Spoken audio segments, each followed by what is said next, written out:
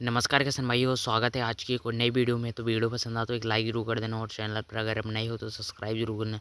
हाँ किसान भाइयों, आज की इस वीडियो में बात करने वाले हैं मिर्च की खेती के बारे में। अगर आप गर्मियों के सीज़न में जो है करते हो तो क्या क्या समस्या आती हैं और किस तरीके से आप ज़्यादा से ज़्यादा उत्पादन निकाल पाओगे।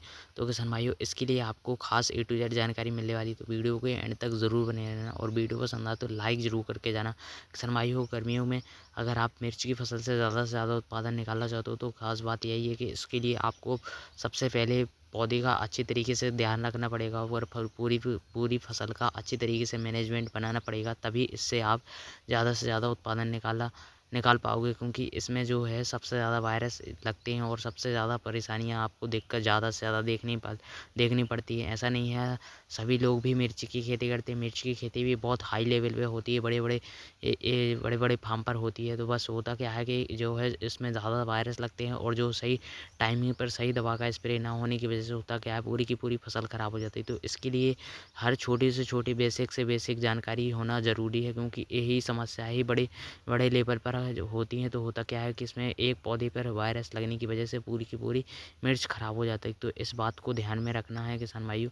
और अगर आप भी ज़्यादा से ज़्यादा उत्पादन निकालना चाहते हो तो इसके लिए यही ज़रूरी है कि आपको पहले मिर्च में वायरस को कंट्रोल करना पड़ेगा। फिर उसके उसके लिए आपको दवा का अच्छी तरीके से नॉलेज होना चाहिए कि इस टाइम पे कौन सी दवा का स्प्रे लेना है। और इसके लिए आजकल तो ऐसा है, आप ऑनलाइन भी जाकर देख सकते हो किसके लिए कौन सी दवा बेस्ट है। और बहुत से लोगों को समस्या आती है कि होता क्या है, उनके जो लोग बताते रहते हैं कि अगर आप ये डालोगे वो सही होगा, आप ऐसी दवा का स्प्रे करो जिसमें एक ही बार में कंट्रोल हो जाए। तो किसान भाइयों, इसके लिए आपको जो है पहली बात, आपको पौधे में जो है वायरस लगे हों, जो भी आपके पौधे में जो कीट लगे हों, उनको पहले आपको चेक करना पड़ेगा। तभी आप भी इसमें उसी लेवल पे दवा स्प्रे कर पाओगे। ऐसा नहीं है वायरस कुछ और लगा है और स्प्रे आप कुछ और कर रहे हैं, तो इससे आपको बेस्ट रिजल्ट नहीं मिलेगा और जो है फसल आपकी सही नहीं हो पाएगी। तो किसान भाई, इसके लिए पहले जानना ज़रूरी है हमारी फसल में क्या अटैक हो रहा है, किसकी वजह से ये ख़राब हो रही है।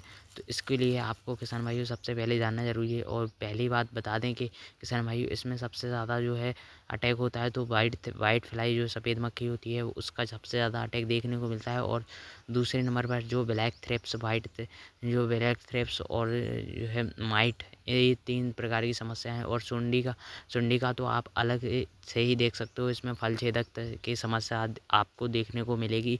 और जो थ्रिप्स का है, जो ऐसे है कि देख सकते हो ऊपर की पत्तियाँ ही जो है नई शाखाएँ निकलती हैं, नई पत्तियाँ निकलती हैं, वहीं पर अटैक करता है। तो इसकी वजह से होता क्या है, पूरा का पूरा पौधा ही ख़राब हो जाता है। इसमें ऐसा नहीं है कि अगर आपने ध्यान नहीं दिया और पूरी फसल ख़राब हो जाती है। अगर आपने ध्यान नहीं दिया तो पूरी फसल ख़राब हो जाएगी, पूरा पौधा ही ख़राब हो जाएगा। और एक बार ख़राब होने के बाद इसको आप दोबारा सही नहीं कर सकते, बस आपको उसको पौधे को निकाल कर ही फेंकना पड़ेगा। इसमें ये खासियत है मिर्च की फसल में।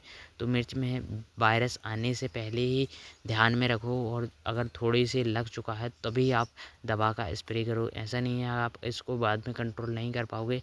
बस जो पौधे ख़राब हो जाते हैं उसको आप सही नहीं कर सकते। इसके लिए कोई भी दवा ऐसी नहीं बनी है कि अगर पत्तियाँ जो है ऊपर की तरफ से मुड़ गई हैं, पूरा पत्ता मतलब पूरा मुड़ चुका है, फिर भी वो सही नहीं होगा। इसके लिए बेहतर तो यही है कि आप पहले ही रस चूसक कीटों के लिए दवा का स्प्रे लेते रहे। हफ्ते में एक बार दवा बिल्कुल परमानेंट जाना ही चाहिए, हफ्ते में एक बार। और फर्टिलाइज़र शेड्यूल भी आपका जाना चाहिए, क्योंकि जो फर्टिलाइज़र होता है जो जो पौधे के पोषक तत्व को बनाए रखता है और जो पौधे में वायरस के लड़ने की क्षमता भी बढ़ाता है, पौधे में रोग प्रतिरोधक क्षमता भी बढ़ती है। जो वायरस के से लड़ने की क्षमता पौधे के अंदर होती है और जो हमारा उत्पादन के बढ़ने में भी काम आता है किसान भाइयों। तो इसके लिए आपको जो है पौधे के लिए अलग अलग तरीके के पोषक तत्व तो डालना ज़रूरी है, क्योंकि जब ही इसी के कारण जो हमारे पौधे के वायरस हैं वो अच्छी तरीके से कंट्रोल हो रहते हैं और थोड़े मोड़े अटैक करते हैं, तो वो जो है पौधे का कुछ बिगाड़ नहीं सकते। तो यही कारण है फर्टिलाइज़र का। और फर्टिलाइज़र आपको जो है स्प्रे भी के तौर पर भी करता रहना है, जिससे आपकी फसल की हरी भरी पत्तियाँ भी बनी रहेंगी और पौधे में तनाव भी नहीं पड़ेगा किसान भाइयों। सबसे बात अब पहली नंबर पर आती है पानी अगर आप मिर्च की फसल में कम कर दोगे तो आपकी जो है समस्या ज़्यादा देखने को मिलेगी और ज़्यादा ज़्यादा ही ज़्यादा अगर आपके पौधे में देख सकते हो किस इस तरीके का वायरस लग जाता है तो आपको इसको निकालना ही पड़ेगा। इसको अगर आप कंट्रोल नहीं कर सकते, बस इसके शुरुआती स्टेज में जो है जैसे कि थ्रिप्स का अटैक हो रखा है, अगर वाइट जो है सफ़ेद मक्खी का अटैक हो रखा है, तो यही इसी कारण जो है पत्तियाँ ऊपर की तरफ मुड़ने लग जाती हैं। तो इसके लिए किसान भाइयों आप जो है अलग अलग तरीके की दवा को स्प्रे करते रहते हो। पहली बात, आप जो है पहले से अच्छी तरीके से पहचान लोगे कि हमारे पौधे में ये वायरस या ये समस्या के कारण ये खतरनाक वायरस फैल रहा है, तो आपको ये समस्या नहीं देखने को मिलेगी। तो इसके लिए आप रस चूसक कीटों के लिए जो स्क्रीन पर ये हमने दे दे रखे हैं, अगर आप इसका स्प्रे करते हो तो आपको जो छोटे लेवल पे है पहले ही, तो वो कंट्रोल हो जाएगा। अगर इससे भी बाद में नहीं हो रहा है तो इसके लिए किसान भाइयों बहुत ही शानदार है जो है इसके अलावा जो आपको बड़े लेवल पे काम करता है। अगर शुरुआती स्टेज में ये स्प्रे किया तो आपका ये कंट्रोल हो जाएगा।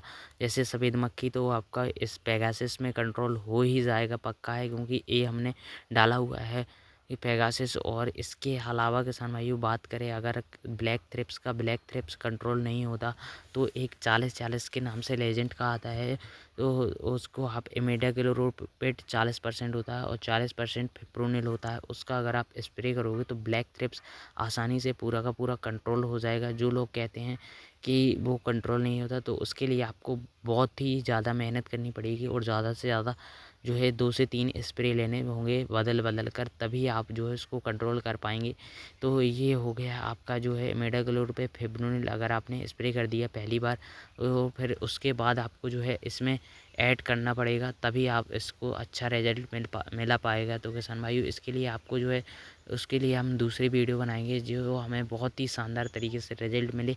इसके लिए आप जो है इमिडाक्लोप्रिड आता है 40%, तो आप वो स्प्रे करोगे। फिर दूसरी बार आपको जो है क्या करना है, रोनफेन आता है और इसके साथ क्लोरोपारीपास साइफर में क्लोरोपारीपास आता है, वो उसका लेना है। और जो है 250 ग्राम गुड़ आता है, उसका अगर आप स्प्रे लेते हो, और जो है एमामेक्टिन बेंजोएट 5%, ये तीनों का कॉम्बिनेशन मिलाकर अगर आप स्प्रे करते हो तो भी आपको बहुत ही शानदार रिजल्ट मिल जाएगा। क्योंकि हमने यहाँ पर जो है ट्राई करके देखा है और स्प्रे भी करके देखा है, और जिससे हमें बहुत ही शानदार रिजल्ट मिला है, जो पौधे की शाखाओं और ग्रोथ में भी काफ़ी ज़्यादा फ़ायदेमंद है। क्योंकि अगर वायरस कंट्रोल हो जाता है तो पौधे के विकास अपने आप बढ़ने लगता है। और इसके साथ अगर आप कैल्शियम 50 ग्राम और 25 ग्राम बोरोन मिलाकर अगर आप स्प्रे कर दो, तो जो फलों की साइज़ है, मिर्च की मतलब बोल रहे हैं, उसकी साइज़ भी काफ़ी बड़ी होगी। जो फूल हमारे झड़ने की समस्या आती है तो वो भी आपकी कंट्रोल होएगी, और फल हमेशा हरा बने रहेगा और फल में ज़्यादा से ज़्यादा चमक देखने को मिलेगी।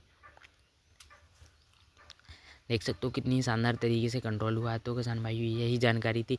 और अगर आपके यहाँ जो है खेतों में जो है पोटास, नाइट्रोजन, फास्फोरस, पोटास, ये फर्टिलाइज़र की कमी है, तो आप इसको ड्रिप के ज़रिए भी छोड़ सकते हो और स्प्रे के ज़रिए भी दे सकते हो। कैल्शियम बोरोन हमेशा स्प्रे के तौर पर भी देते रहो, क्योंकि जो पौधे के ऊपर से काम आता है, मिर्च में हमेशा ऊपर से ही पत्तियों पर स्प्रे लेते हो तो इसका बहुत ही शानदार रिजल्ट मिलता है। और ड्रिप के ज़रिए छोड़ते हो तो भी आपको शानदार रिजल्ट मिलेगा। लेकिन अगर आप पत्तियों के ऊपर से भी जो है 13-045-52-34 इन फर्टिलाइज़र का स्प्रे करते हो, तो इससे होता क्या है, हमारी जो पत्तियों की पत्तियाँ निकलती हैं और शाखाएँ निकलती हैं, वो काफ़ी मजबूत निकलती हैं, और पत्तियों में जो है वायरस लगते हैं वो भी थोड़े बहुत कंट्रोल होते रहते हैं। तो इसकी वजह से अगर आप फर्टिलाइज़र का स्प्रे करते हो तो बहुत ही शानदार रिजल्ट मिलेगा किसान भाइयों। हमने जो है अपनी वीडियो में जो कुछ बताया हुआ है वो हमने खुद किया है, तो इससे कोई भी जो है नुकसान नहीं होता है। तो अगर आप स्प्रे करना चाहते हो तो स्प्रे कर सकते हो। किसी भी फर्टिलाइज़र का करना चाहते हो तो